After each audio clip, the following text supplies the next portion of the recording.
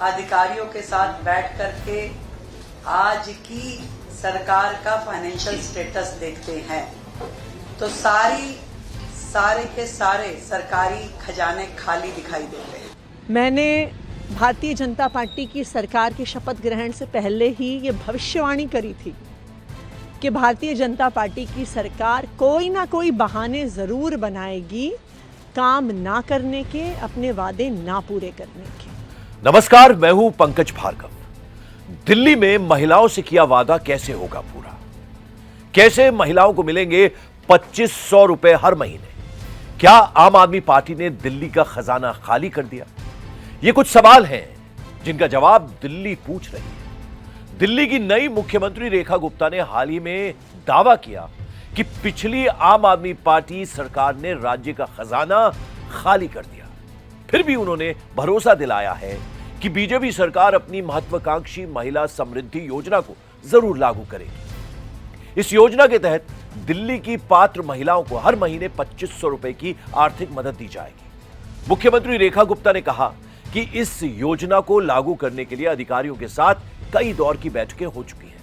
हालांकि उन्होंने ये बात भी मानी कि मौजूदा वित्तीय स्थिति चुनौतीपूर्ण है, फिर भी सरकार इस योजना को लागू करके ही रहेगी। दिल्ली में इस योजना को लागू करने के लिए सरकार को कितने पैसे की जरूरत होगी, ये एक बड़ा सवाल है। दिल्ली में करीब 38 लाख महिलाएं इस योजना के लिए पात्र हो सकती हैं। हर महिला को हर महीने 2500 रुपए दिए जाएं तो प्रतिमाह खर्च 950 करोड़ होगा। सालाना खर्च 11,400 करोड़ होगा। यह राशि दिल्ली के मौजूदा बजट 77,000 करोड़ रुपए का लगभग 15% है। अगर दिल्ली सरकार इस रकम को अपनी मौजूदा आय से पूरा नहीं कर पाती तो उसे कर्ज लेना पड़ेगा।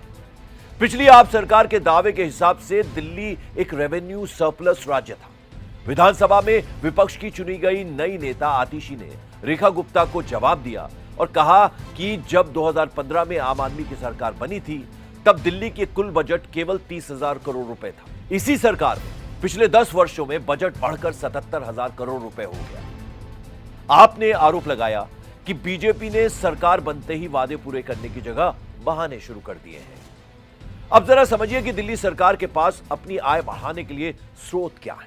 Tax collection, VAT, stamp duty और मोटर वाहन टैक्स जैसे राज्य टैक्स दिल्ली के आय का बड़ा हिस्सा है। दिल्ली में अब केंद्र और राज्य दोनों बीजेपी की सरकार है।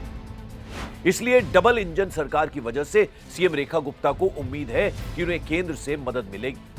लाइसेंस फीस, बिजली बिक्री से आय और दूसरे शुल्क से खजाने में पैसा आता है। जरूरत पड़ने पर सरकार बॉन्ड्स जारी कर या वित्तीय संस्थानों से कर्ज ले सकती है। बीजेपी 26 साल बाद दिल्ली में सत्ता में वापस लौटी है। जनता से किए वादे पर उसे खरा उतरना है। इसीलिए वादों को पूरा करने की चुनौती एक बड़ा चैलेंज है।